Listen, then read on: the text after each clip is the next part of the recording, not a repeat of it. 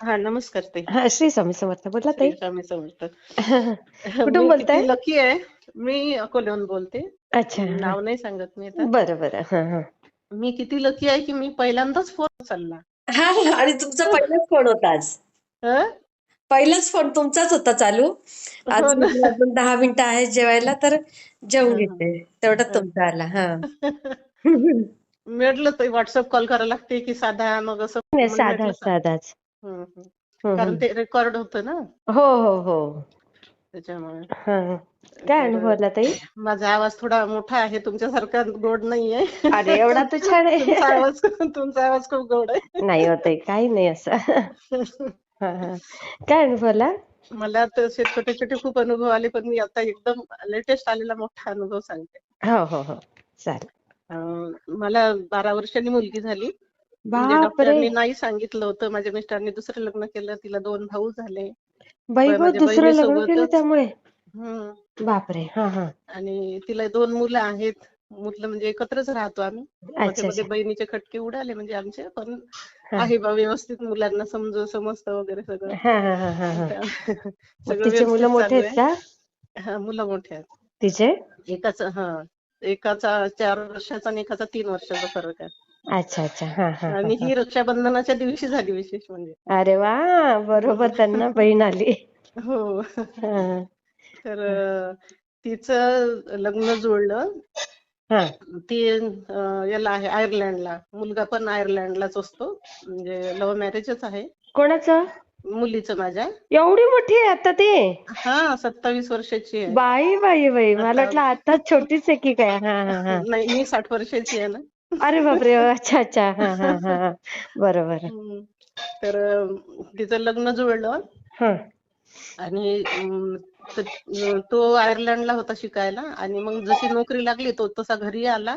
अच्छा. आणि नंतर जॉईन करणार होता घरी आल्यानंतर. हा हा हा. जाऊन मग यांनी सांगितलं, म्हणजे मला तिने थोडं म्हणजे पहिल्यांदा कल्पना दिली होती, पण म्हणे सध्या काही कुणाला सांगू नको, कारण त्याला नोकरी नाहीये आणि तो घरी वगैरे यायचा, त्याच्यामुळे माझ्या ओळखीतलाच होता. अच्छा, महाराष्ट्रीयनच आहे का? हो, हो. अच्छा अच्छा. महाराष्ट्रीयनच आहे. हा हा हा. पुण्यातलेच आहेत दोघे. आम्ही अरे वा. पुण्यालाच होतो तेव्हा. अच्छा आम्ही अच्छा. पुण्यालाच होतो. हो. हा हा हा हा. तर मग त्यांनी घरी सांगितलं, आणि त्याचे वडील म्हणत की बा आमच्यासाठी धक्कादायकच आहे हे. अरे. म्हणजे आता तो अजून जॉईन पण झाला नाही. हा हा हा हा. म्हणजे आता जस्ट शिक्षण झालं आणि तिच्यापेक्षा 1.5 वर्षांनी लहान आहे. अच्छा. हं. आजकाल चालतं तसं. आणि हो. तिचं काय शिक्षण झालंय? तिची एम.कॉम झाली, 3 वर्ष नोकरी केली, आणि मग त्याच्या वडिलांनी म्हटलं की बा 1 वर्ष होऊ द्या त्याच्या नोकरीला, हा हा हा हा. आणि नंतर पुढच्या वर्षी करू आपण लग्न. बरोबर. हा हा. तर मग ती म्हणे मग मी 1 वर्ष समजा मी असं करते म्हणे की मी तिथे शिकायला जाते, कारण मला नोकरी करायचीच आहे.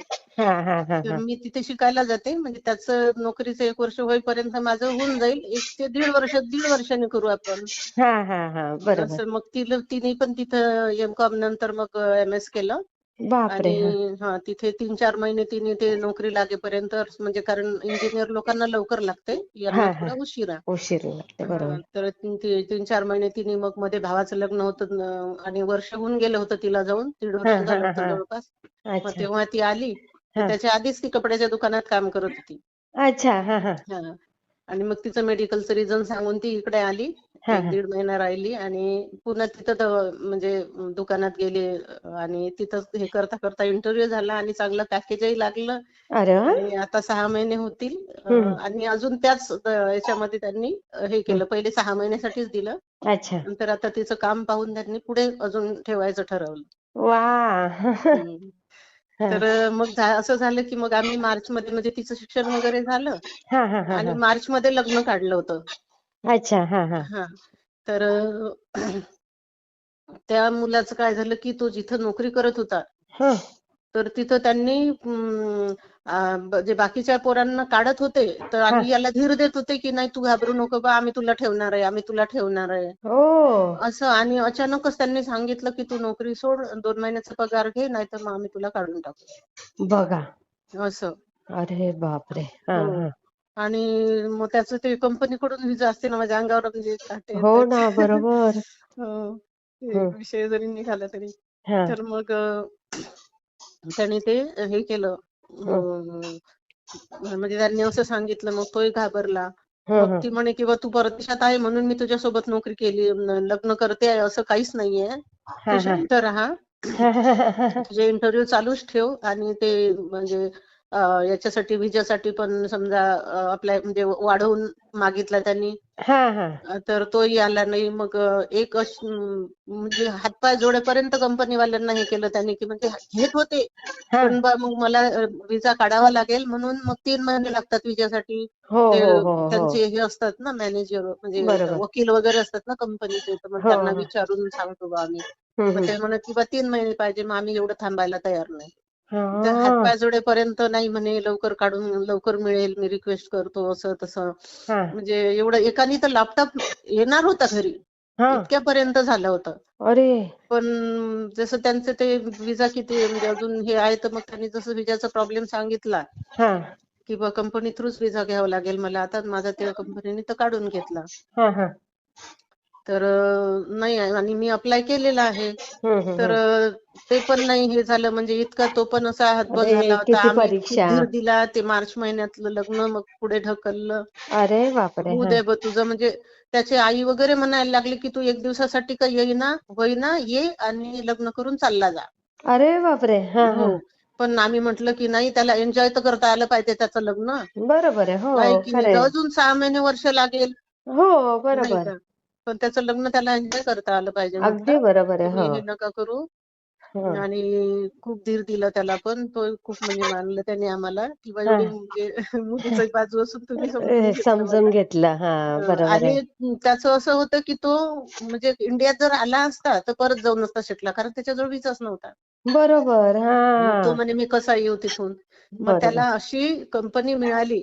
मग हां, यांनी सांगितली याची परिस्थिती समजावून हां. किंवा मग माझ्याच मुलीने त्याला हे केलं, की "अरे," म्हणे, "इंडियातून लवकर मिळते ना, तर त्यांना असं सांग म्हणे, की बा मी इंडियात जाऊन व्हिसा काढला तर चालेल का? हां, हां, कारण हां. तो 1.5-2 महिन्यातच मिळतो आणि इथे उशीर लागते." अच्छा, अच्छा, अच्छा. असं. मग हं. त्यांनी तसं कंपनीला सांगितलं.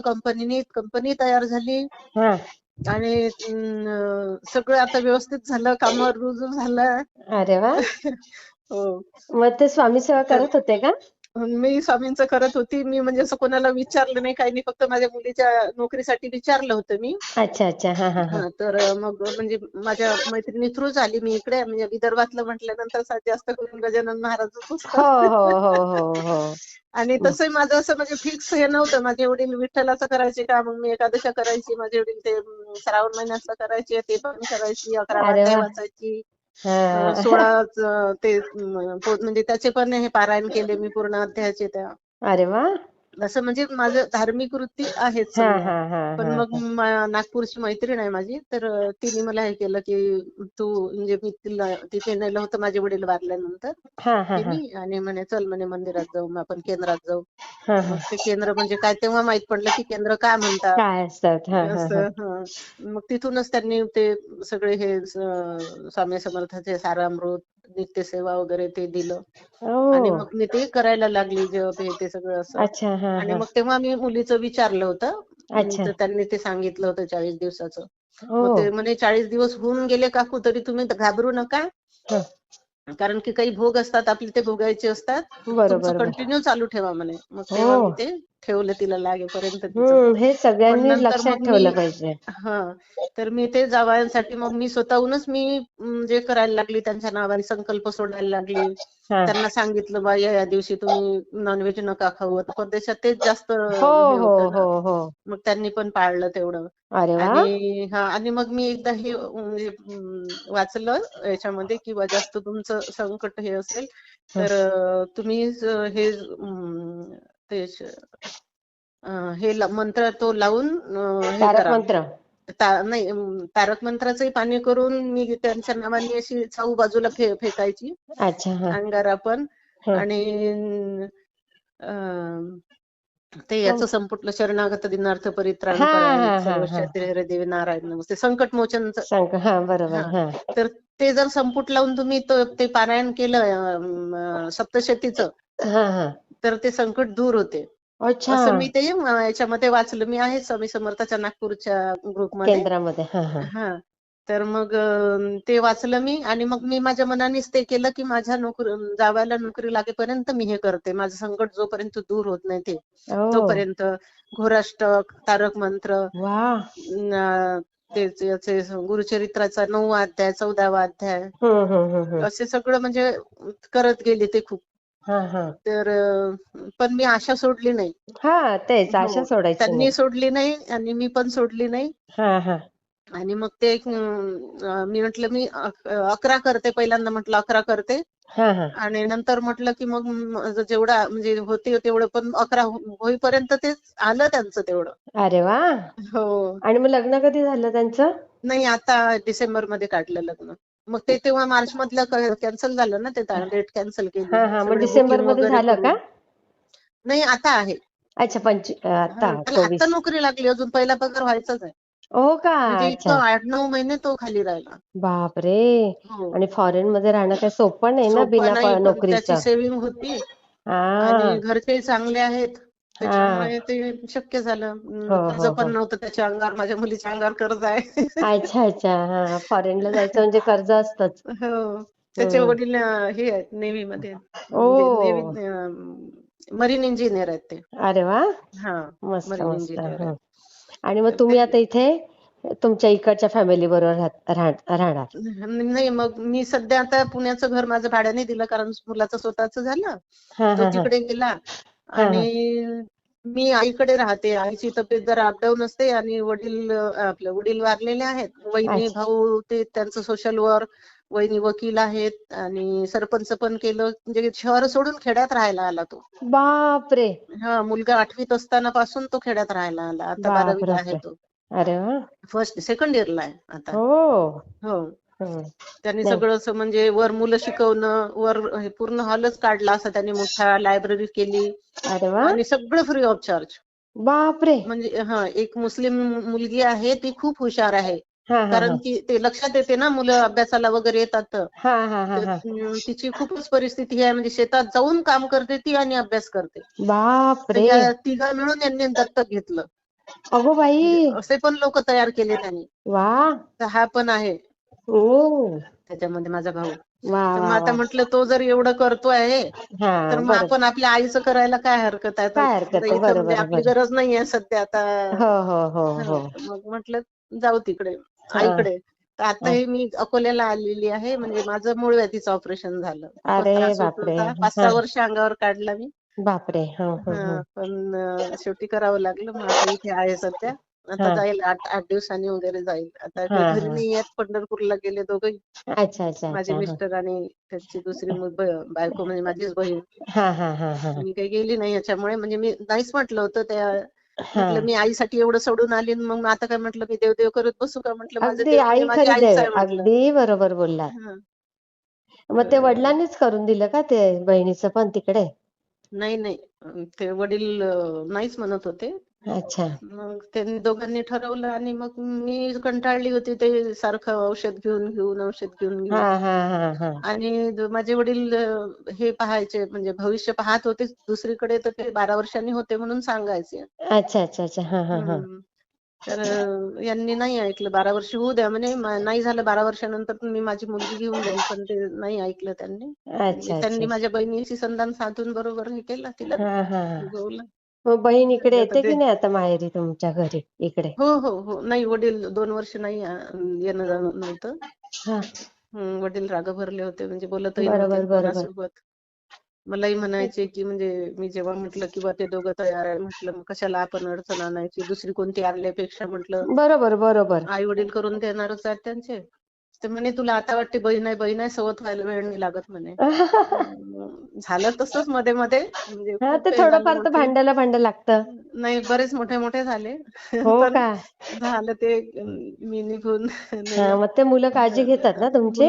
मुलं काळजी घेतात. हा. आताही तो मुलगा म्हणे तू माझ्या घरी चल, एकटी नको राहू इथे. अय्या बघा. म्हणजे त्याचंही लग्न झालेलं आहे, पण त्याची बायको एवढी हे नाही. मी म्हटलं अरे बाबा तुझ्या आई बाबांना घेऊन जा म्हटलं, मी इकडे दुसऱ्या एका मुलीला सांभाळायला जायची मी. अय्या. मला म्हणजे असे लहानपणापासून मुलांची आवड, की मी आवड. जेव्हा हा. दोघं जण होतो ना, तरी आजूबाजूच्या मुलांना घेऊन त्यांना शिकवणं, 1, 2, 1, 2 जे वा आपल्याला वा येते वा. ते असं हा. सगळं. करायची. मला पहिल्यापासूनच आवड होती. नाही नाही, मग खूप छान. त्याच्या आता स्वामी सेवा अशी चालू ठेवा तुम्ही.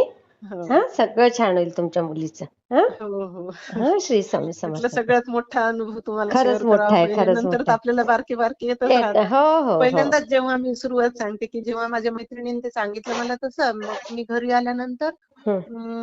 दुपारची वेळ समजा अशी 4 वाजता मुलं माझ्याकडे ट्युशन घ्यायची मी. अच्छा. नर्सरी पासून 4थी पर्यंत म्हणजे सेमी इंग्लिशच्या. हा हा.